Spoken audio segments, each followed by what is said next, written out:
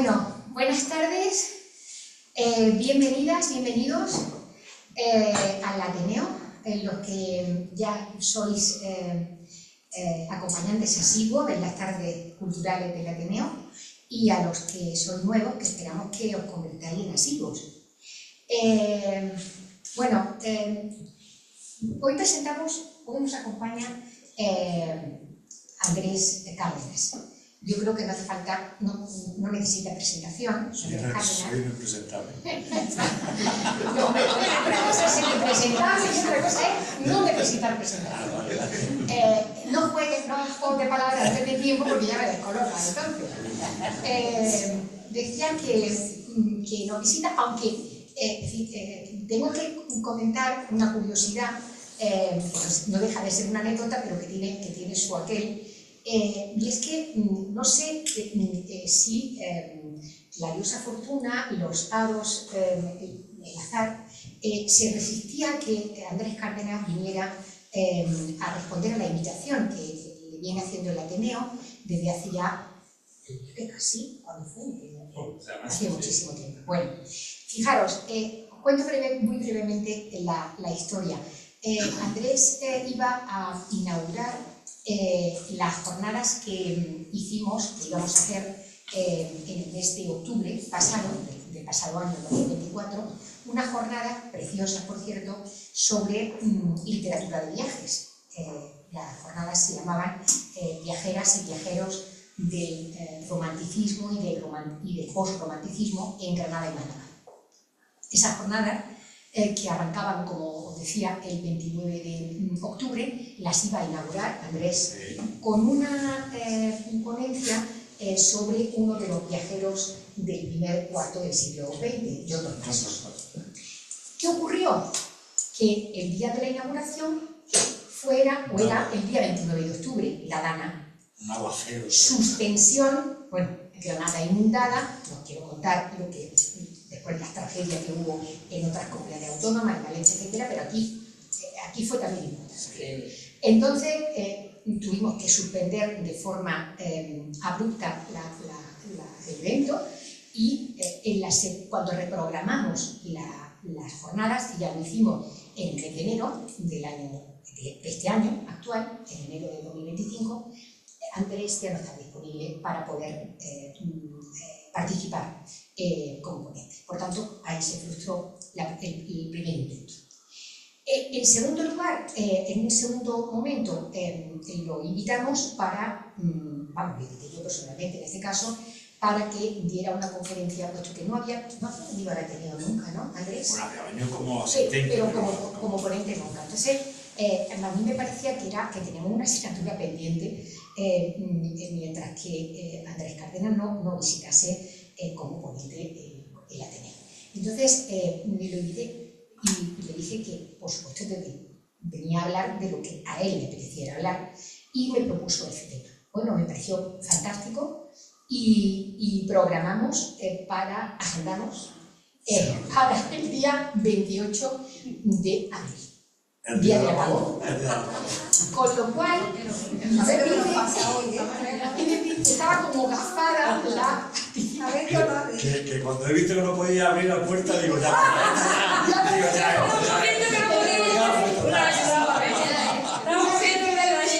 Sin posibilidad. Bueno, pues el 28 de abril, él y yo, cumplidores cabales, vinimos y fuimos los únicos que estaban en la puerta, juntamente con nuestro amigo Juan Ramón. Decidimos, obviamente, que suspendíamos, pero vinimos para gestionar un poco la situación.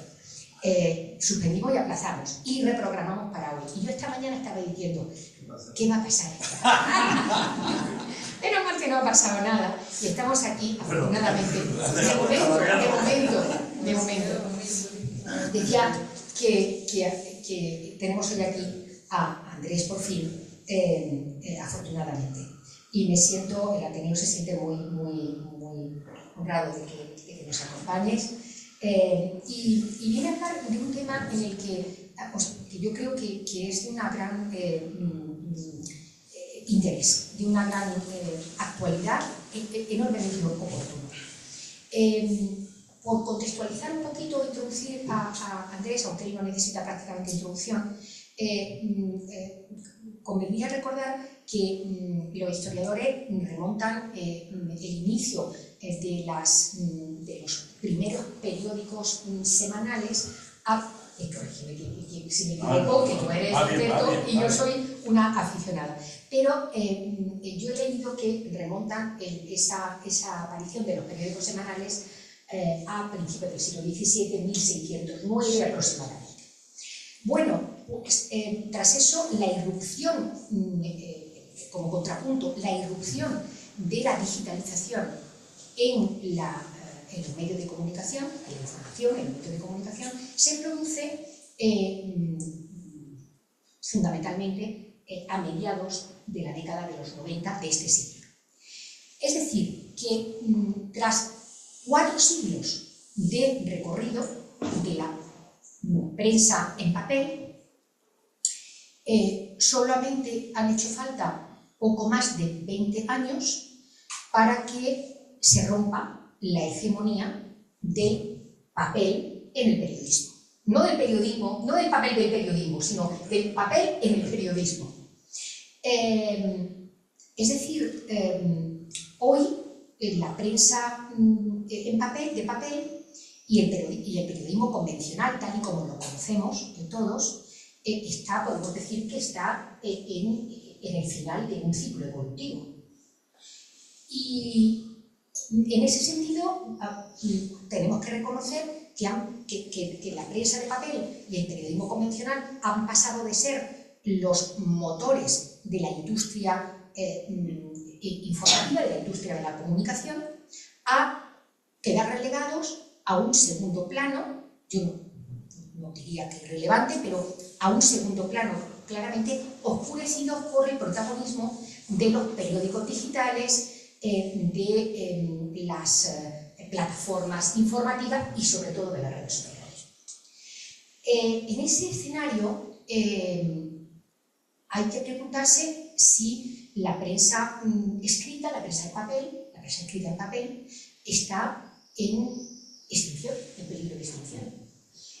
Preguntarse, como él plantea en el título de su charla, de su conferencia, cuál es el papel de los periódicos de papel en la actualidad. Esas preguntas es las que viene a responder nuestro invitado, Andrés Cárdenas.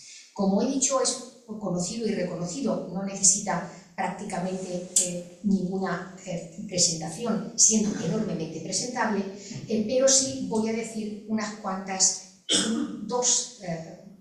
4 apuntes sobre su trayectoria. Andrés Cárdenas Muñoz es licenciado en Ciencias de la Información por la Universidad Complutense de Madrid.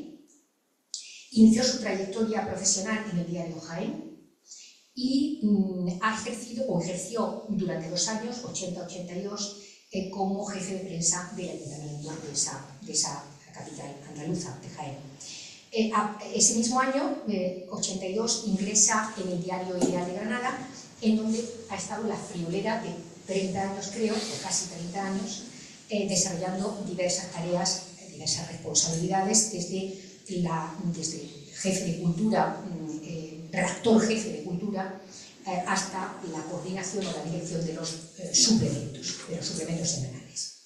Entre 1990 y 94 fue presidente de la Asociación de la Prensa de Granada y tras su jubilación, prejubilación, porque era muy joven, tras su prejubilación en la empresa Mochento, al que pertenece el diario empresa editora del diario Ideal, actualmente sigue colaborando como articulista, como columnista, como entrevistador en Granada Hoy, del periódico y diario Granada Hoy, del grupo Yoli, y en varios periódicos, medios digitales.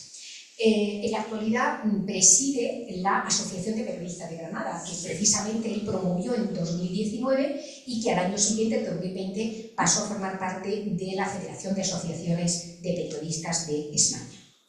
En el capítulo de los premios y reconocimientos son innumerables Y yo voy a citar solamente algunos. Fue el primer premio de periodismo del Club 63, Premio Andalucía de Periodismo de la Junta de Andalucía por sus reportajes que publicó bajo el título Perdidos en el Mapa, Premio Mirrambla de Periodismo de la Casa de Granada en Madrid, y después en su faceta de escritor, que también lo es, y además de éxito, ha cultivado, ha trabajado, se ha decantado por 3 géneros, básicamente literatura de viajes, hasta el que aquí, de un enorme interés en este género, en literatura de viajes, Carabines de Silencio, Premio Jaén, de la Caja General de Ahorros de Granada, Crónica de San Apolón, el 92, etc. Un larguísimo, etc. En el género de la novela, tiene publicadas 5 novelas, tengo entendido, ¿no? Pero nunca ha vencido, El extraño caso de la leche en polvo, La vidente ciega, y 2 novelas históricas, El cántaro roto y Una virtud. Eso es lo que yo tengo apuntado. Sí, uno es sobre la batalla de Bailén y otro sobre el naufragio de la realidad. Exacto. A verdad, un pecio de la realidad, ¿no? Bueno, y después del ensayo humorístico, pues tiene también muchos éxitos editoriales a nivel local y sobre temas muy locales, muy granadinos. Tejaos de pollas, vayamos a pollas, en fin, ya sabes, manual de perfecto Malafollar, etc., ¿no? Para terminar su presentación, solamente quiero hacer un último apunte, porque ese sí me coge muy cercano. Compartimos el cargo, tenemos un cargo homólogo ateneísta. Él es el presidente del Ateneo de Bailén, que pronto va a formar parte también de la Federación Andaluza de Ateneos, o de la Federación de Ateneos de Andalucía, o sea que conoce perfectamente las fatigas que supone y también las alegrías que supone esta responsabilidad. Así que aquí os dejo con Andrés. Bienvenido al Ateneo, muchas gracias por estar aquí.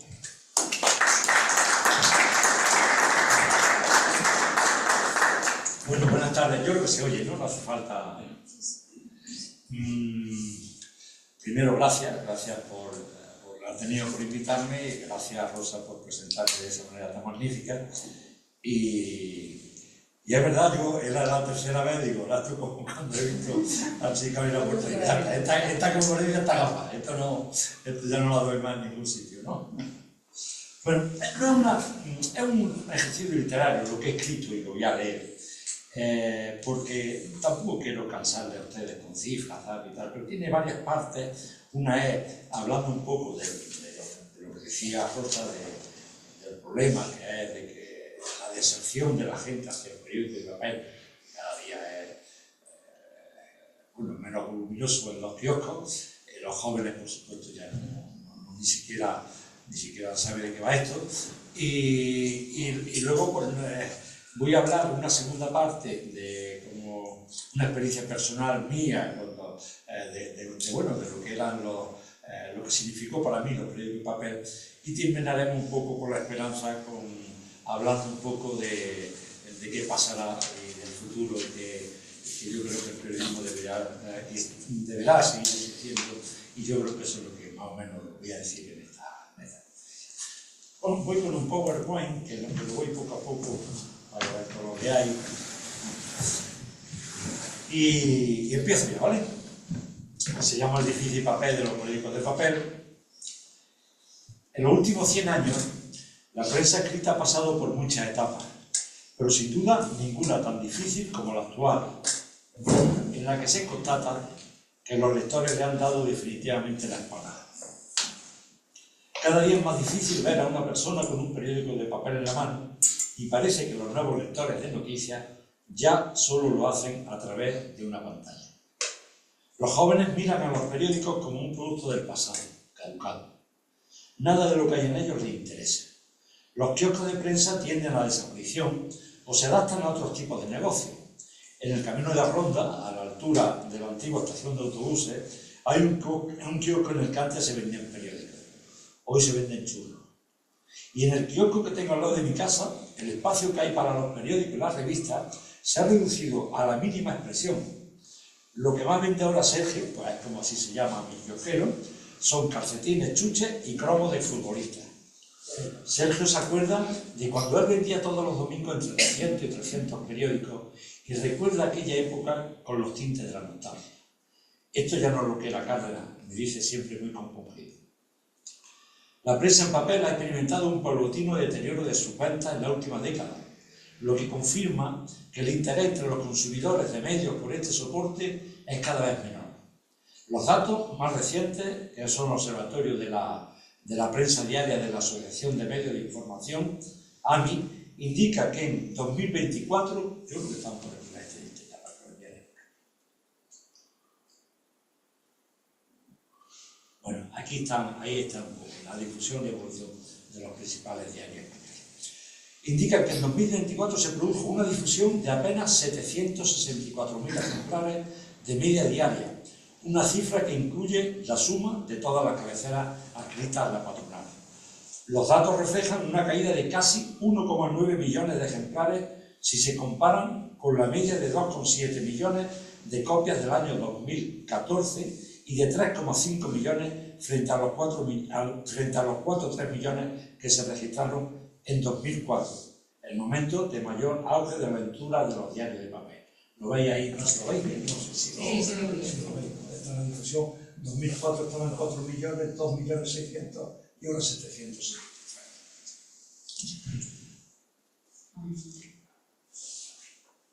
Ha sido un hundimiento que ha generado una enorme crisis económica en el sector, con decenas de expedientes de regulación de empleo, fuertes recortes de gastos y que ha forzado una digitalización acelerada que les ha llevado a reconvertir sus redacciones en generadores de contenido para sus ediciones online. En definitiva, los lectores han abandonado la prensa de papel para volcarse primero en los diarios digitales y luego en las redes sociales, al mismo tiempo que el consumo de la televisión y la radio se mantiene en casi los mismos niveles que hace una década. Es la industria, la del periodismo impreso, que más seguidores ha perdido en este periodo.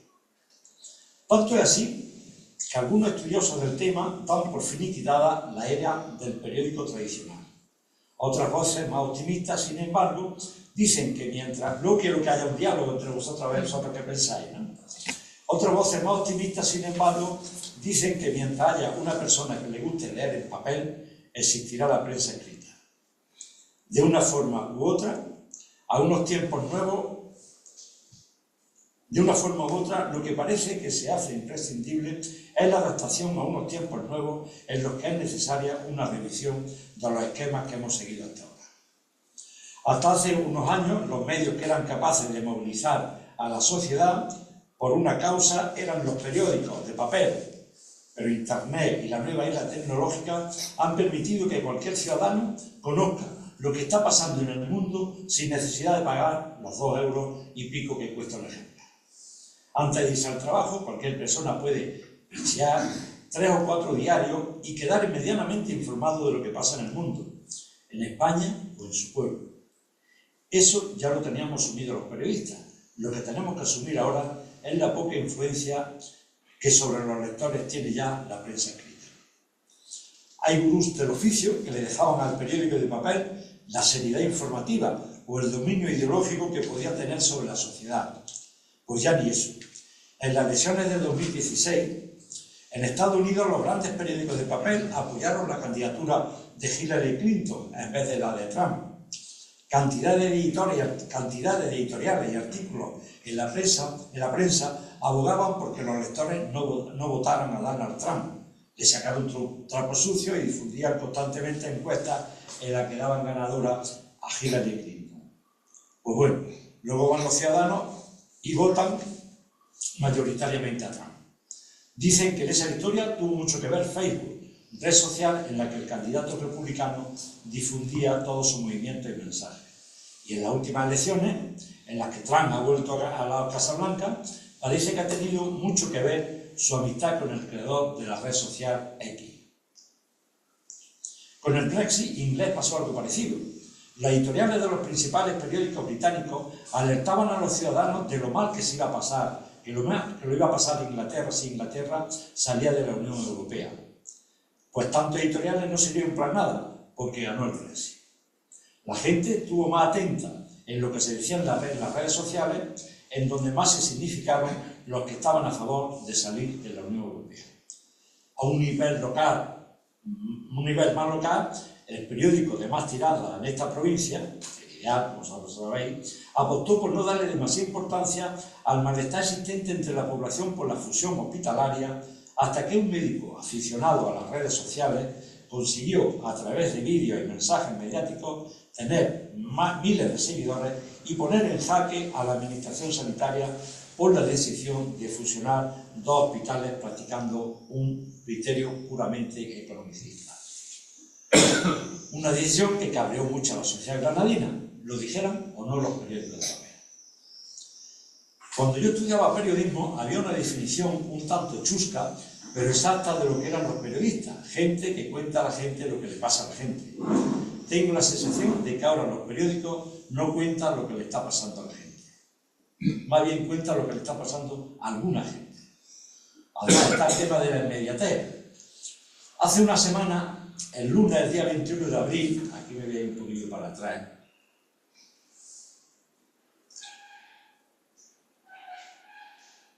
¿ha salido de la razón? Sí,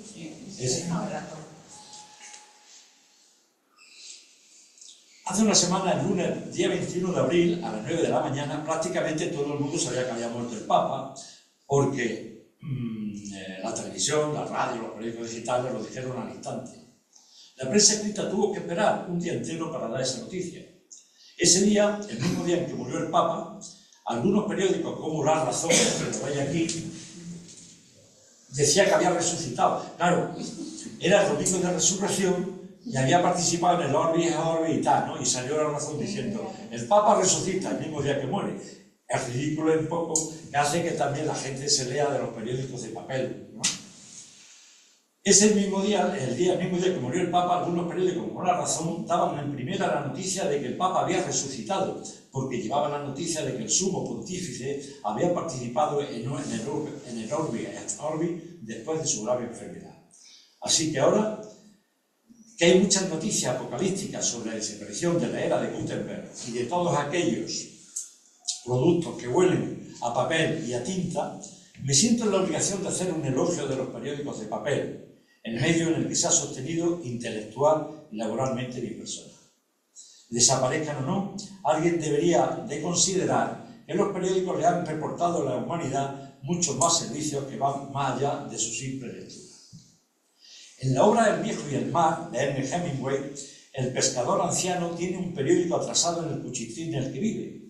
Lo saca de debajo del fino colchón de la cama y le dice al muchacho que ha ido a verle que echará la tarde leyendo el periódico, sobre todo las crónicas de béisbol. El periódico volvería después a estar debajo del colchón porque le restaría incomodidades con el somier y porque cubría con otros ejemplares los muelles de la cama. Hemingway hace unas páginas más adelante que el viejo pescador utiliza el periódico para liar la carnada con la que pescar y, por último, para envolver el pescado que lograba sacar. En esa horita de poco más de 100 páginas, el escritor permite que los periódicos de papel tengan varias utilidades. Hay un cuento pequeño de Julio Cortázar que habla también de las utilidades que tenían los periódicos de papel.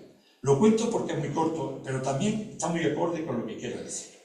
Un señor toma un tranvía después de comprar el diario y ponérselo debajo del brazo. Media hora más tarde desciende con el mismo diario bajo el mismo brazo, pero ya no es el mismo diario. Ahora es un montón de hojas impresas que el señor abandona en un banco de la plaza.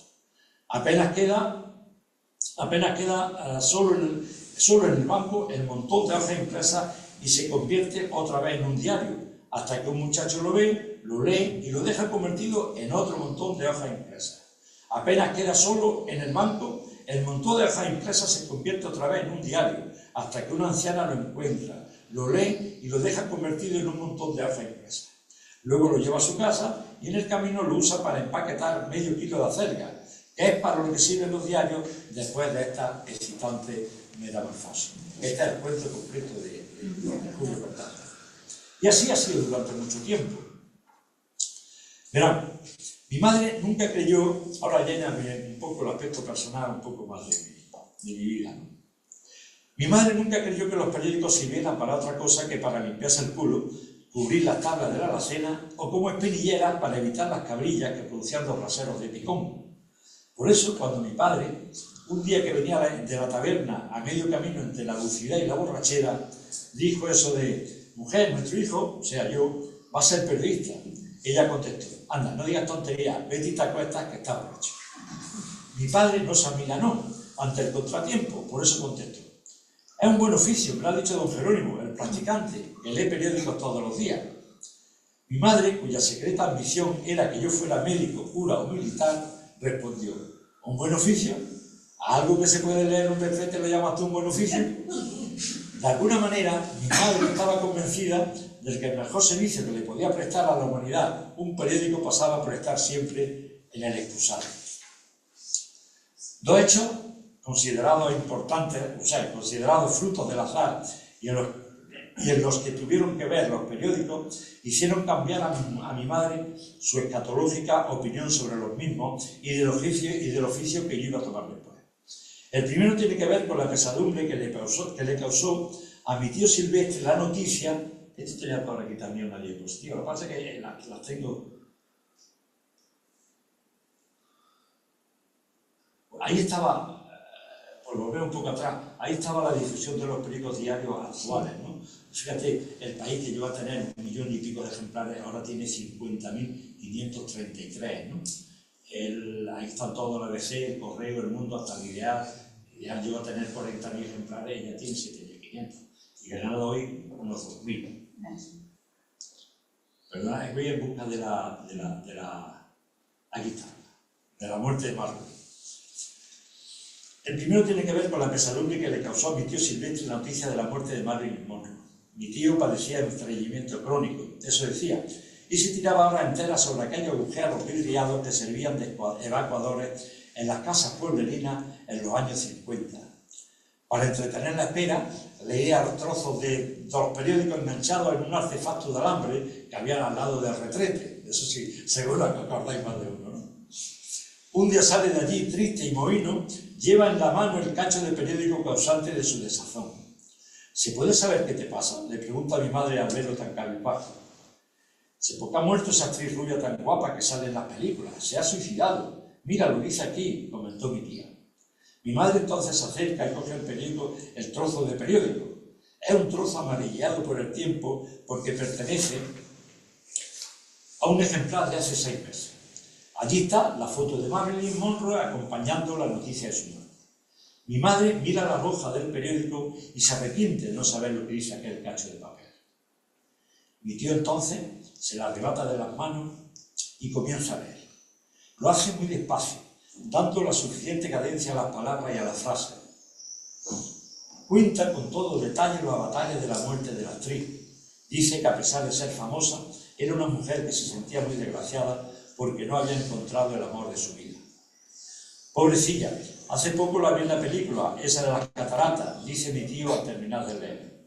Entonces mi madre se le hace un nudo en la garganta. La actriz tiene la misma edad que ella. ¿Qué terribles motivos tenía una mujer joven, famosa y con dinero para quitarse la vida? Se siente impresionada por lo que había escrito aquel periodista sobre la actriz, tanto que comienza casi a gimotear. ¿Sabe? A lo mejor no es tan mal oficio ese de ser periodista. Es bonito contar cosas así, me dice mi madre cuando se mete en la cocina. El segundo hecho que hizo a mi madre abrazar la fe por el oficio que un día iba a tomar, tiene que ver más con su fe y su afición por los mensajes ocultos. Ese día envía a mi hermana por 2 kilos de pan. Se celebra la Candelaria. Y en la casa de Luis el panadero hay grandes haces de Ramón para quemarlos por la noche. Luis es un gran hombre y muy ilustrado. Lee todos los días el ABC y el Marca y sabe muchas cosas sobre la Segunda Guerra Mundial y la Real Madrid. Estamos todos sentados en la mesa y mi madre le quita una moña al kilo de pan y me lo da. Yo le doy un bocado y siento algo raro en la boca. Es un trozo de papel de periódico de los que lee el panadero y que luego utiliza para amasar el pan. Yo le juro a la vez que me restriego la lengua en señal de asco. Mis hermanos se echan a reír, pero mi madre se queda muy seria y le dice a mi hermano: no os riáis, que puede ser un mensaje de Dios. Seguramente eso quiere decir que si vuestro hermano va a ser periodista, nunca le faltará un pedazo de pan en la mesa. Ella se lo arreglaba entonces. De entonces vivía sin duda. Mi futura profesión la habían decidido un practicante, un trozo de periódico con la noticia de la muerte de Marilyn y una moña de pan. Y es que en aquellos años de penuria y escasez, estoy hablando de la posguerra, estoy viendo aquí que mucha gente la vivió, los diarios tenían muchas utilidades ajenas a su simple lectura. Entre ellas, como he dicho antes, el de servir de papel higiénico, mucho antes de que este existiera. Antes de que se colgaran en los aseos los rollos del elefante, estaba el papel del periódico. Aquí tenía otra esa. Mira, ahí está. Mira los ganchos de papel, de que estaba al lado, y del papel. Antes de que se colgaran en los aseos. Sí, se colgaban en un gancho de alambre y se colgaban. Los periódicos que llegaban a las casas se cortaban en trozos y se ponían en un gancho hecho de alambre al lado del retrete. Todas las páginas, excepto la de la esquela, porque estaba mal visto que alguien se asara el trasero con el nombre de un fallecido. La mujer de Luis el panadero también arrancaba las páginas en las que había vírgenes y santos, porque también estaba mal visto que las imágenes acabaran llenas de detritus. ¿Vale? Lo más seguro es que el diario tuviera muchos días, incluso meses, pero si era muy reciente, al que lo utilizaba para esa tarea se le podía quedar grabado el mapa de Cuba en un cachete. Era el único percance que podía pasar. También antes la vida de los periódicos no era tan efímera. Las noticias estaban allí hasta que alguien las consumía, aunque pasaran meses.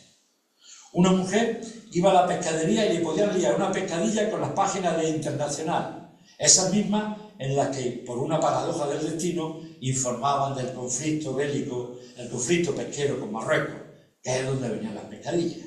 Lo que hay por aquí otra. Ahí está la pescadilla. Luego la señora de la casa podía leer algo mientras limpiaba el pescado. También el periódico era muy valioso a la hora de liar el bocadillo de sardinas de los albañiles. Mientras la nariz le gustaba tan exquisito emparedado, podía enterarse a través de las noticias manchadas en aceite de la última barrabasada del gluten. ¿Y acordáis que por aquello era, casi todos los días había noticias del gluten en los periódicos de posguerra? En todos los hogares de los pueblos, la hoja de los periódicos era un producto casi de primera necesidad, ya que las mujeres la utilizaban para evitar que cayera gotas de cal en el suelo cuando se blanqueaba la casa, o como precario mantel donde esparcir las lentejas, en aquella entrañable actividad que tanto unía a la familia y que consistía en quitarle piedra y bicho a tan exquisita legumbre. Todavía acordáis de aquello. Mira lo que dice aquí, que Franco está cazando ciervos en la Sierra de Segura. Decía alguien apartando las lentejas para leer la noticia entera. La temporada de caza había terminado hacía 3 meses, pero ese periódico no había perdido toda su eficacia informativa. Igualmente, los diarios impresos eran también muy utilizados por los barberos. El cliente podía leer las noticias mientras sujetaba el cacho de periódico que le daba el Fígaro para ir depositando de ahí la espuma resultante del rasurado. Claro, que eso de leer noticias atrasadas de vez en cuando podía acarrear algún problema. Mi prima Isabel estaba fregando la casa y fue a poner un papel de periódico en la puerta para que la gente que entrara de la calle se limpiara los pies cuando leyó un anuncio. Se necesitan aprendizas de modistas para taller nuevo en Jaén. Se puso muy contenta porque ella siempre había querido ser modista y además irse del pueblo y trabajar en la capital. Fue a la peluquería, se puso su mejor vestido y se montó en la Sepulvedana para ir al sitio al que debían de presentarse las candidatas que eran en la calle Maestra, en Jaén. La calle existía, pero lo que no existía era el taller. Había cerrado hacía 3 meses. El anuncio de mi prima de yo era de un periódico de un año antes. Los periódicos, bien doblados, se los ponían las mujeres entre las medias para que no les salieran cabrillas mientras se le calentaban en el brasero. ¿Eso acordáis también? ¿No? En los pueblos, sí. Se le ponían, liaban y se las ponían entre medias porque de estar tanto tiempo en el brasero se le ponían cabrillas. Las cabrillas o las manchas que salían en las piernas por ponerlas muy cerca del fuego estaban muy mal miradas, parecían mapas de suciedad, pero a las mujeres las evitaban colocándose hojas de periódico como si fueran las espinilleras que utilizan los futbolistas. Nosotros, los niños y adolescentes, las veíamos muy a menudo cuando nos agachábamos por debajo de la mesa camilla para recordar el brasero. Acción esta que prolongamos más de la cuenta, cuando entre los que se calentaban en el brasero había una mujer que enseñaba ese triángulo de Braga que enseñaba ese triángulo de Braga que toda mujer tiene al final del túnel de sus piernas. A la acción de recordar se le llamaba echar una firma. Por eso cuando alguien quería que removieras la acta, te podía decir: anda niño, echa una firma y no tarde mucho. Pero desde que se inventó el papel higiénico, los bocadillos se lían en papel albá, las pescadillas se vuelven en bolsas de plástico, a las mujeres no les salen cabrillas y las lentejas vienen sin bichos, el papel del periódico ha perdido toda su aleatoria perdurabilidad. Cosas de progreso. Pero hoy, por desgracia, el periódico ha desaparecido. Hoy, por desgracia, el periódico ha desaparecido en casi todos los hogares. Hace tiempo un amigo me envió un email en el que había recopilado las utilidades de los periódicos. La lista es larga y puede ser interminable. Yo no sé, yo no creo que la he puesto por aquí. Bueno, esa la veía la señora esa con los... Esa es la de los huevos que había en el cucurucho. Esta es la hoja de papel. Bueno, aquí he puesto que para envolver regalos, es que viene aquí, quiero una lista. Madurar aguacate. Creo que venía aquí la lista. Ah, aquí está. Ahí está. ¿Para qué se utiliza el papel de periódico? Mientras yo ahora lo leí porque es muy larga. Pero estoy convencido de que vosotros acordáis de algo más. Madurar aguacate, limpiar los cristales, envolver la escritura del pesebre, alinear la pata de mesa coja, empaquetar los platos de la mudanza. Yo puedo decir, y seguro que vosotros os sale mucho. Ya queda poco y ya nos vamos a hablar ya, ¿vale? Y digo, para que los malos en las películas que os dieran el revólver, ¿no acordáis? Que siempre iba el malo con la película, con el revólver escondida, envolver flores, ensanchar los zapatos. Cuando nos estaban grandes, las madres nos lo compraban grandes para que sirvieran para más años, claro, que no. Nos ponían papel de periódico para que chocaran con el cesto. Bien. Pero la crisis de la prensa de papel no es nueva. Y ante la crisis siempre ha habido ideas para intentar salir de ella. Me acuerdo de que cuando empezaron a bajar la venta de periódicos, se hicieron promociones de marketing regalando, también acordaréis, cubertería, homenaje de cocina o juegos de ajedrez. En esos años 90, la gran conquista de los periódicos no solía ser el contenido, sino el regalo. Mucha gente iba y decía, tengo este regalo, y dejaba el periódico, ¿no? Las cabeceras lo que le ofrecía de ventaja a sus lectores no era un articulista distinto o original, sino un juego de pañuelos o una pieza de homenaje del hogar. José Luis Arrite escribió entonces: un día de estos la gente acudirá a los kioscos de prensa para que le regalen un litro de leche.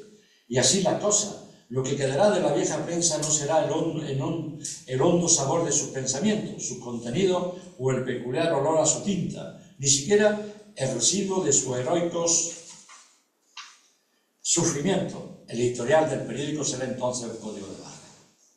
Un poco exagerado, pero bueno, murió el hombre sin saber lo que venía después, que era peor.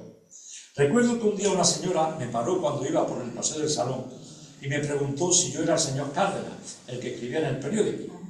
Le dije que sí, con mi pecho esponjado por el orgullo, porque creí que me iba a hablar de lo que le gustaba mi artículo, que iba a alabar mi forma de escribir.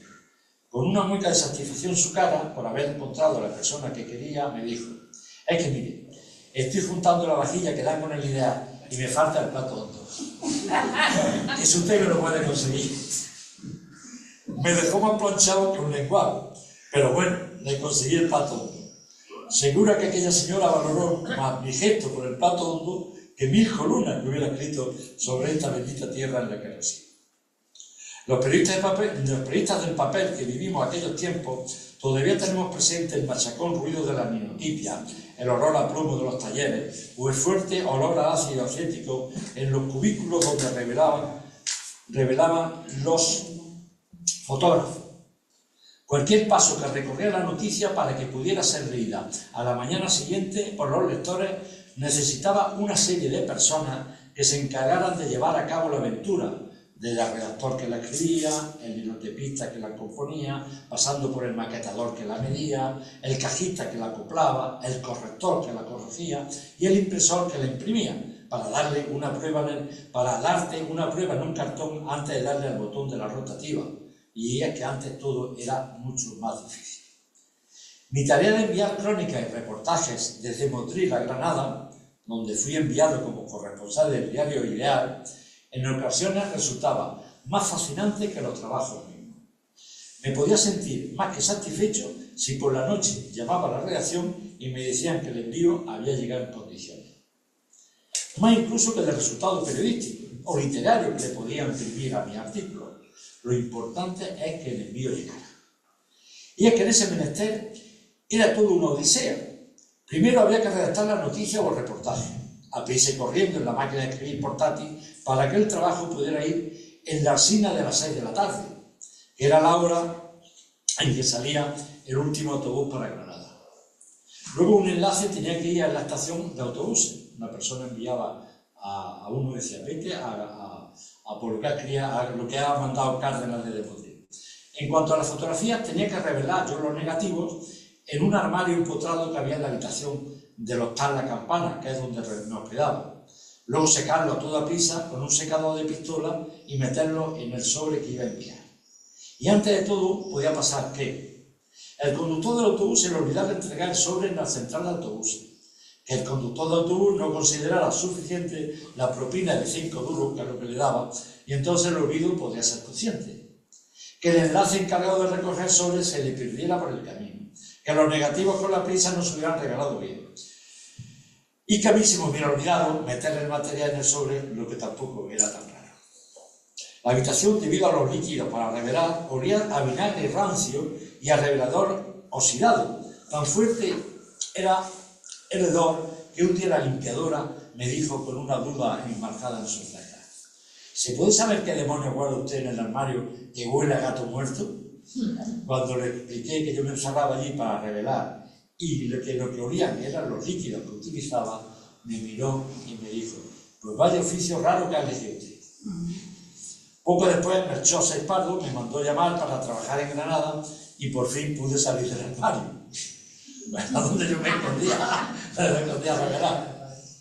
En fin, en ese trabajo que yo había elegido y que a la limpiadora le pareció horrendo, una serie de circunstancias convertían mi labor en una tarea tan apasionante como construir un castillo de arena y esperar a que las olas no lo estropearan. Yo aprendí en Motril de la vieja escuela que me enseñaba que llegado el momento tenía que resumir en folio y pico un informe de 100 páginas sobre el futuro turístico de la costa, o tenía que rellenar una página con una noticia de la que solo tenía el titular, en esa infatigable labor que consistía en echar el perro. En cuanto a las redacciones de los periódicos, se han convertido hoy en asépticas, salas más parecidas a sucursales bancarias en las que no te permiten fumar y en las que los redactores piden silencio porque no se pueden concentrar. Las reglas del periodismo cambiaron radicalmente con la aparición de Internet. Muchas personas empezaron a abandonar la lectura en papel y apreciar el texto de las pantallas. Ahora, muchas personas andan conectadas a cualquier cacharro que le dicen las últimas noticias o le informan de todo lo que está pasando en el mundo. La gente lee muy deprisa y solo textos breves. He oído colegas decir que un texto de 500 palabras hoy día es un pestiño. Asistimos a lo que yo he llamado en otras ocasiones la edad del picoteo informativo. Estamos muy enterados de todo, pero no profundizamos en casi nada. Y ahora que viene la era de la inteligencia artificial, ¿qué pasará en el futuro más próximo con los periódicos de papel? Los periodistas tememos que el periodismo deje de existir en un futuro cercano y que cualquier forma que adopte sea moldeada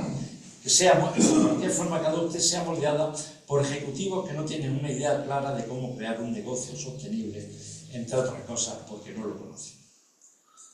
Yo, cuando formaba parte de la nómina de una redacción aquí en Granada, tuve un director general que se vanagloriaba de no leer nunca los periódicos, aunque eso sí, se jactaba de saber mucho de las estadísticas y de números.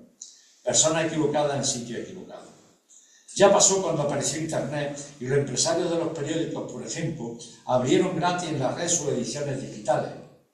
Por entonces no se daban cuenta de que estaban tirándose piedras sobre su propio tejado y creían que la publicidad entraría a mansalva por la red.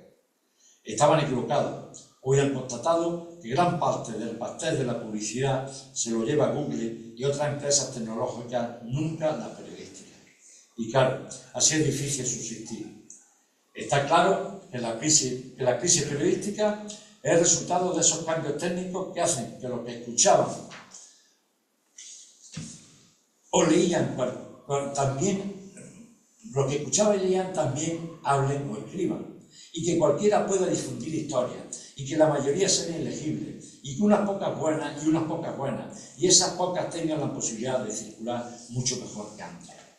Es la caída de los grandes medios hegemónicos, lo que definía qué existía y qué no. Eso ya no lo consigue. Creo, y lo decía el otro día en mi columna, que es hora de pensar qué es lo que esta sociedad quiere hacer con los periodistas. ¿Prefiere arrumbarlos por no considerarlos útiles o tenerlos como un colectivo renovado capaz de encontrar la luz en esa selva llena de trampas y de mentiras que permiten las redes sociales? En los últimos años, la proliferación de medios digitales ha abarrotado Internet de contenido, noticias inverosímiles, vídeos de dudoso valor informativo, memes y artículos descabellados. Detrás se esconde una estructura empresarial difusa, donde nadie sabe bien lo que hace y el que no importa tanto como el cuánto.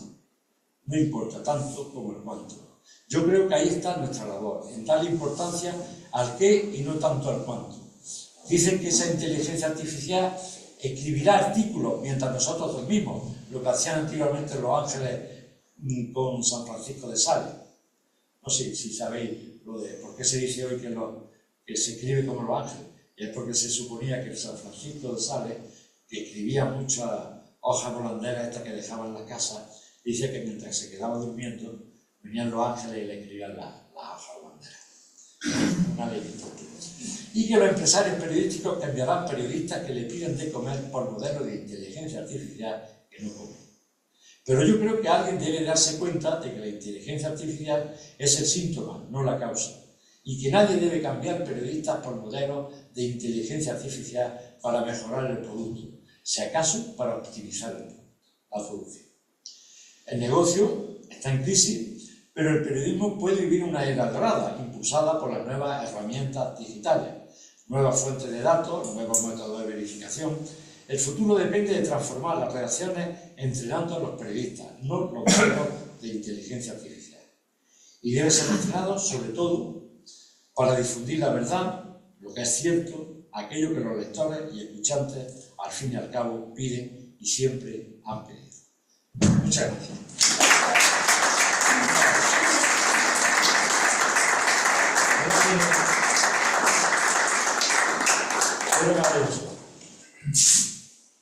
Yo voy a abrir el fuego. ¿Tú qué crees? ¿Que van a desaparecer hoy? A ver, yo no soy una experta. Te iba a preguntar precisamente, evidentemente, hay una... Los datos estadísticos que tú has dado son aplastantes. Es decir, el bajón de venta de los periódicos más, digamos, significativos de los medios de comunicación españoles es enorme, ¿no?, en los últimos años.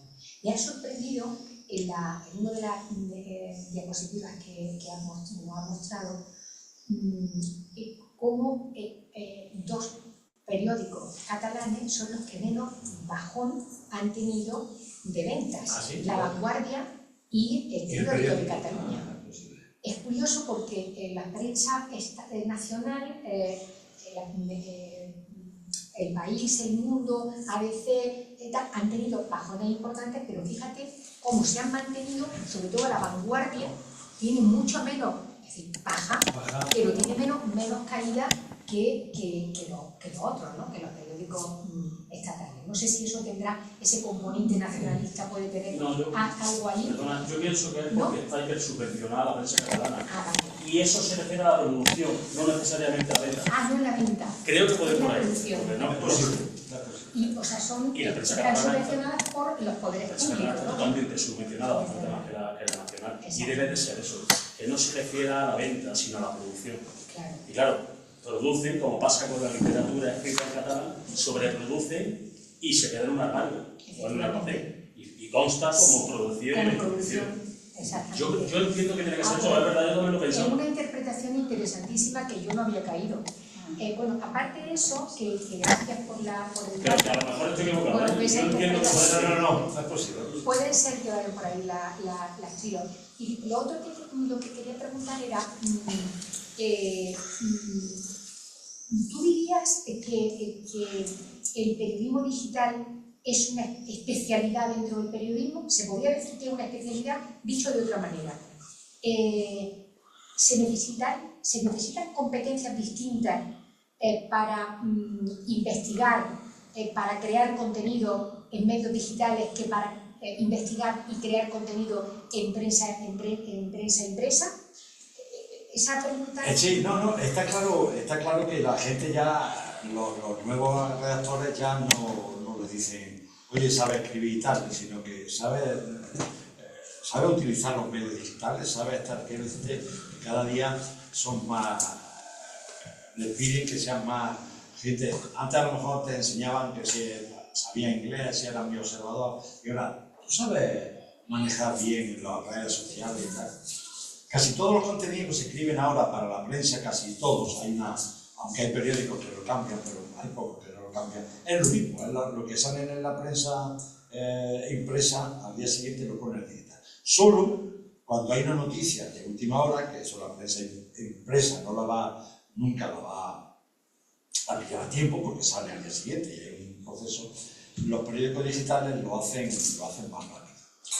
Si hay un trasvase siempre y que lo que pasó, sé que esto fue un engaño, fue algo como cuando aparece internet, va a haber periódicos, no va a haber publicidad, va a haber un montón, y entonces empiezan a sacar todos los periódicos de letra impresa, empiezan a sacar sus ediciones digitales, creyendo que de alguna manera con todo lo que venía por internet le iba. Luego con el tiempo han visto que la mayoría de los anuncios que daban en prensa de papel eran los que realmente había un 60 o 70% de ingreso en el periódico, era lo que le daba de comer. Cuando vieron que efectivamente la publicidad llegó abajo, no tenían. Por eso la crisis, decía yo antes ahí, es tan importante que las redacciones han adelgazado mucho su plantilla, están echando constantemente a gente cada vez que hacen una reducción, y todo es lo que ya por digital, lo que hay por digital, ¿no? Lo que sale por digital.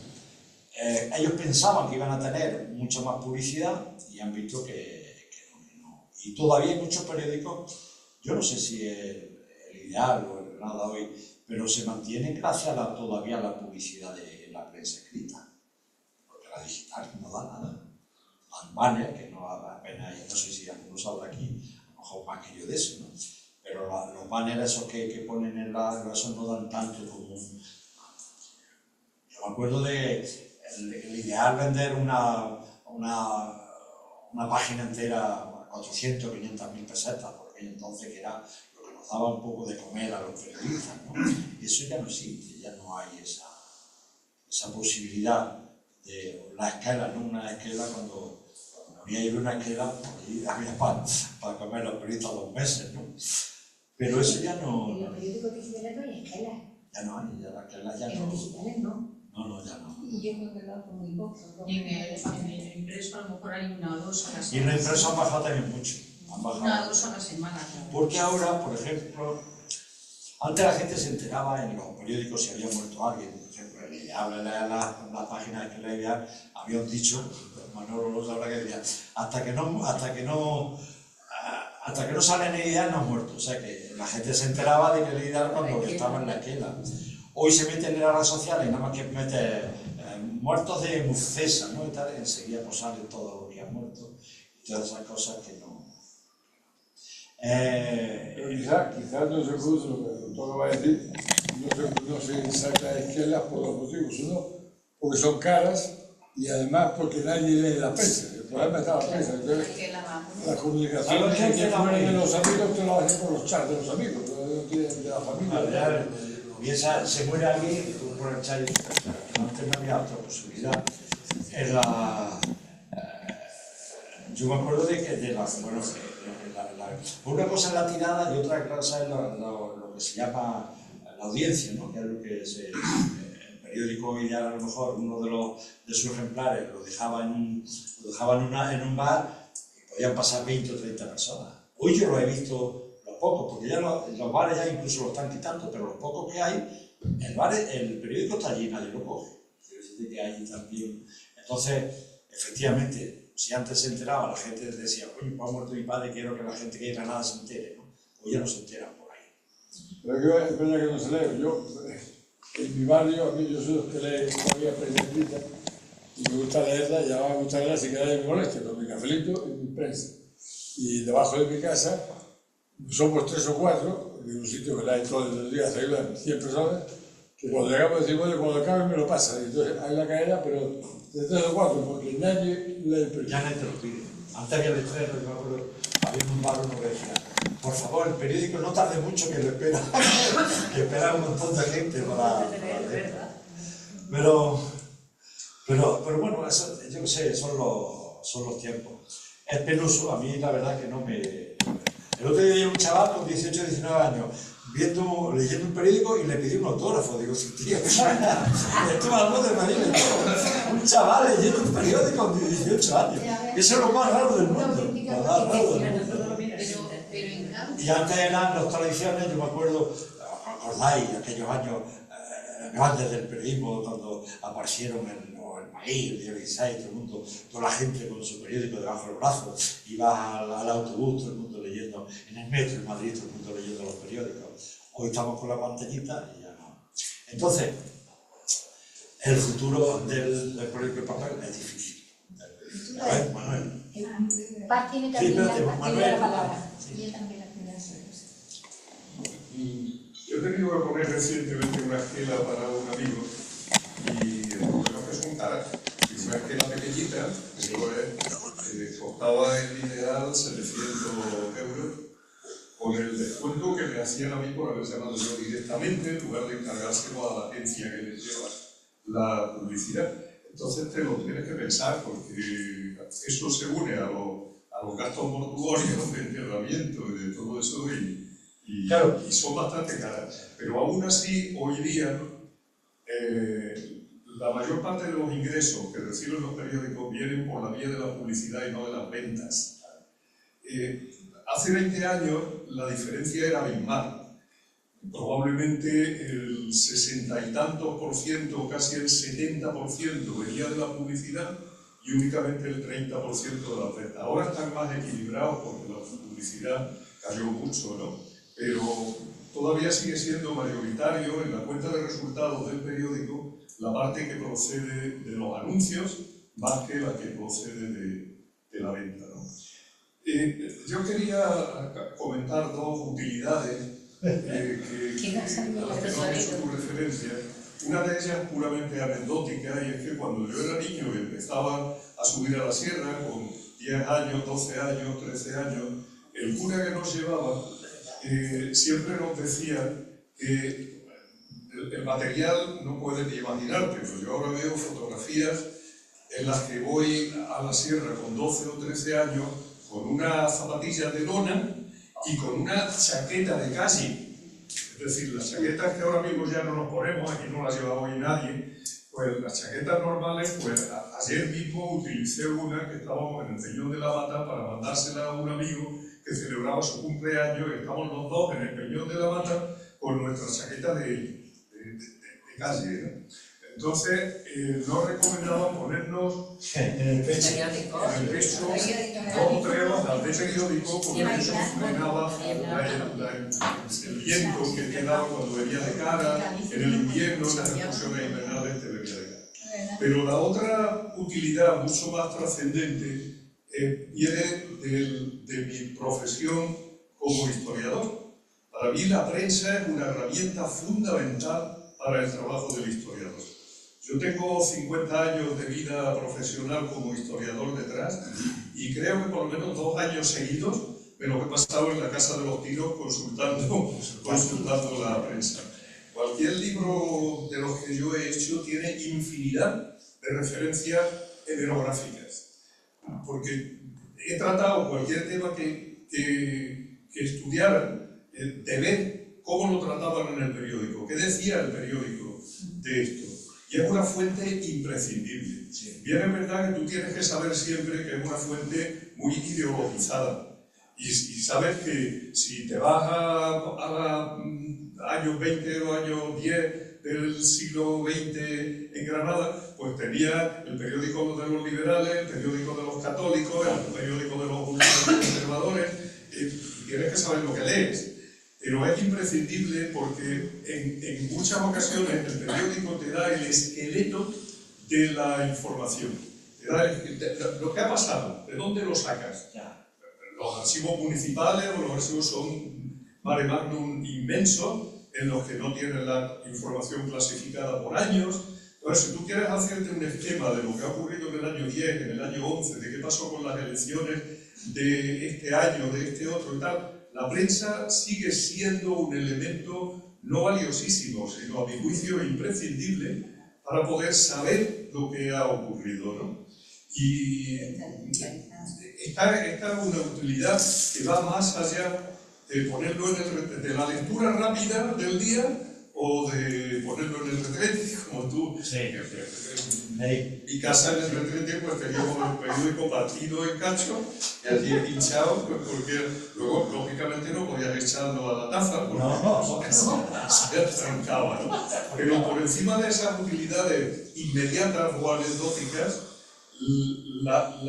el periódico como fuente de información para los historiadores del futuro, a mí me parece, para mí, ha sido una herramienta imprescindible y ojalá que lo siga siendo también en el futuro.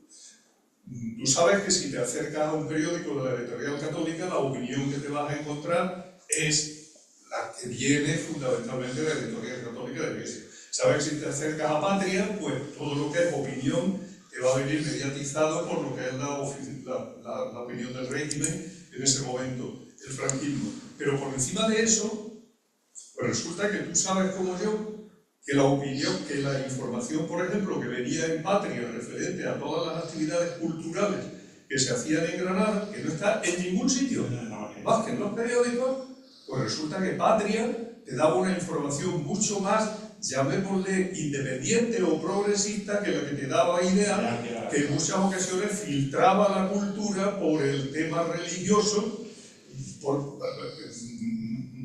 criba que no conseguía pasar, mientras que por el tema político no importaba tanto si tú hacías una información cultural mucho más abierta. Entonces esto es un valor imprescindible. Que lo hemos utilizado los historiadores hasta la saciedad y que ojalá que lo sigan utilizando en el futuro, porque yo creo que la riqueza informativa que te da la información obtenida del periódico tiene unos matices que no la tiene la que puede sacar de los archivos oficiales. De acuerdo, totalmente de acuerdo contigo.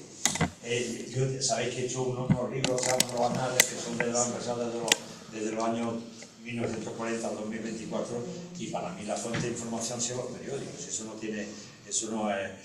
pero, por ejemplo, yo ya he hecho estos los anales, no que he hecho yo eso alguien lo meterá en internet y sabrá. Yo lo que temo es que esta inteligencia artificial que dicen que lo que hace es coger datos de lo que hay en la red, llega un momento en que todos nuestros trabajos, esos de investigación y tal, se apropien de ellos. ¿Me entiendes? Entonces, esos 2 años que tú te has tirado en el... allí preparando. Y todos los años de seguido. De seguido, sí. sí. Yo llego a la casa de los tiros cada vez que estoy haciendo un trabajo.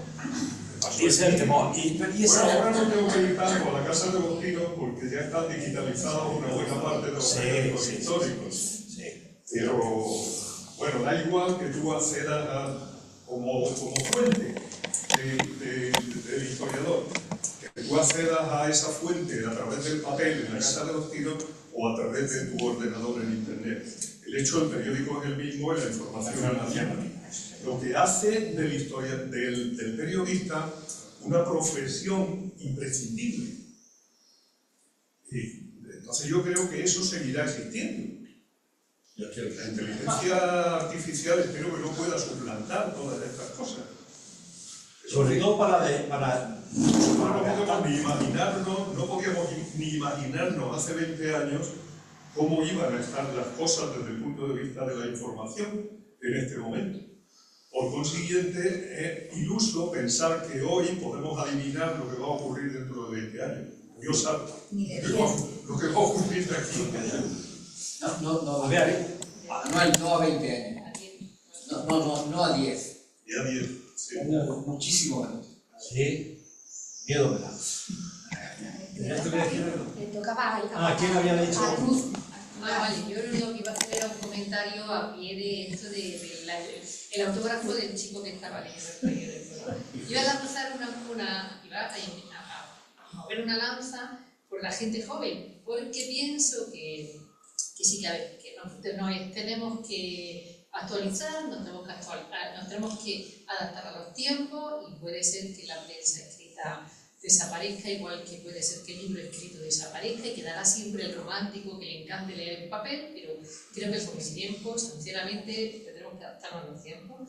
Pero sí que pienso que la gente joven tiene hoy día más acceso a la información que lo hacen, o sea, que ahora mismo les interesa mucho más las noticias que vienen en prensa, que cuando nosotros a lo mejor éramos jóvenes, que lo más que hacíamos la mayoría de nosotros era ojear los titulares del periódico, que siempre estaba en nuestra casa porque nuestro padre lo tenía por ahí, ¿no? Entonces, hasta que ya maduras lo suficiente como para leerte el periódico, para tener esa conciencia, creo que los jóvenes de hoy en eso sí nos adelantan. Que tengan que buscar de dónde sacan la información para que sea más o menos verídica, es cierto, pero que tienen más curiosidad por ese acceso a la información y por tener información de lo que ocurre en el mundo, también creo que es importante. Sí, no, estoy de acuerdo perfectamente. Tiene más acceso a la información, lee mucho más y tal. Pero yo lo que quería antes, creo que lo he dicho, estamos en la idea esa del picoteo. O sea, la gente sabe de mucho, le ha pasado esto, no sé qué, otra de las redes le ha venido, se lo han dicho por otra parte, no sé qué y tal. Pero no son capaces de leer un artículo de opinión de 500 o 600 palabras. Eso es difícil. Eso es difícil. Y ahí es donde no profundiza. El Instagram, el otro, todo muy rápido y todo con 4 palabras se pueden enterar de lo que ha pasado perfectamente.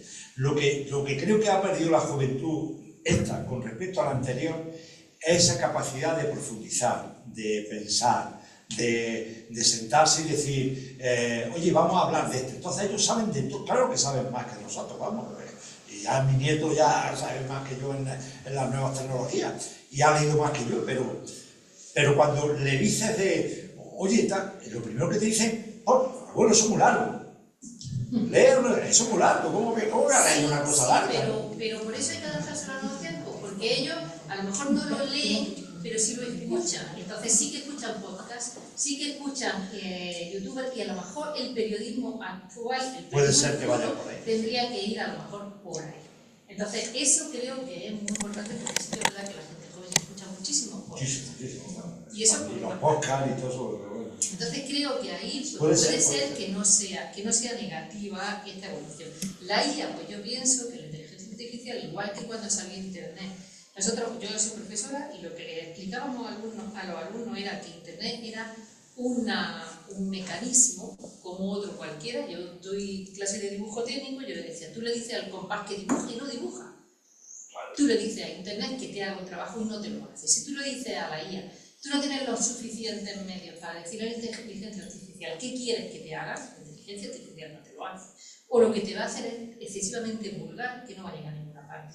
Tienen tanta competencia que yo creo que ahí van a tener que echar inteligencia y superar esa inteligencia, porque si no, tienen mucha competitividad muy fácil entre ellos. Y ya como anécdota, mi padre también utilizaba lo de los periódicos para llevar la moto, y en mi casa se utilizaban los periódicos para una cosa muy graciosa, que era, bueno, esta no es graciosa, la graciosa era otra.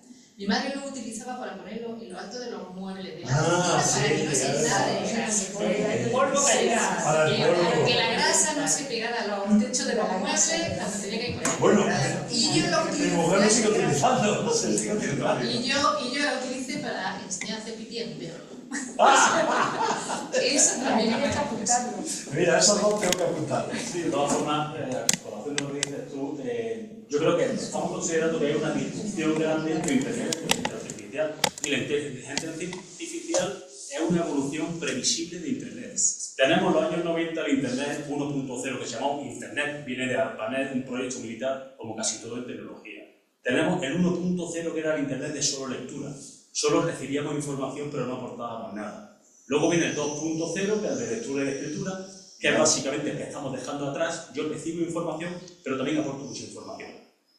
Por ejemplo, comentarios a noticias, vídeos que subo, etc. Y la inteligencia artificial es la tercera etapa de Internet, que es el Internet semántico. O sea, que Internet entiende el lenguaje humano y personaliza extremadamente las respuestas. No deja de ser un buscador. Lo que pasa es que ahora lo llamamos inteligencia artificial. Es verdad que parece genuina su respuesta, que aparenta ser una inteligencia, pero no, es que se basa en el Big Data. Él cruza tantísimas cantidades de datos que su discurso o sus resultados o sus trabajos parecen genuinos, pero si les pedimos la fuente nos las tienen que dar. Por lo cual no puede suplantar tu trabajo, porque si te cita o si se apropia de una columna tuya, tiene que citar. La generativa sí. Sí, La inteligencia artificial generativa sí que hace eso. no, pero vale. No, sí lo hace. Sí, pero la inteligencia artificial tiene que tener fuente. Internet no es inteligencia artificial. Son cosas No, la completamente inteligencia diferentes. artificial es una evolución posterior No, de no, no, Internet. no. Internet es una cosa y la inteligencia artificial es otra. La inteligencia artificial es la Internet semántica, la 3.0. No. Que lo que hay detrás, o sea, es el medio por el que tú. Es que te sea complicado. No habláis. Es otra cosa. No, lo que está claro que sí, pero que dicen que la inteligencia artificial está ahora naciendo. ¿Y qué pasará dentro de 5 o 6 años cuando evolucione mucho más? Nosotros utilizamos la inteligencia artificial muy básica y que comete muchos fallos todavía. Lo que estamos utilizando ahora que nos regalan. Hay otras. La gratuita. Hay otras que no están atorcando, pero hay que pagar así. Y aunque sea la de pago, por ejemplo, ChatGPT de pago, también sigue cometiendo muchos fallos. Depende de lo que quieras pagar y la que está disponible.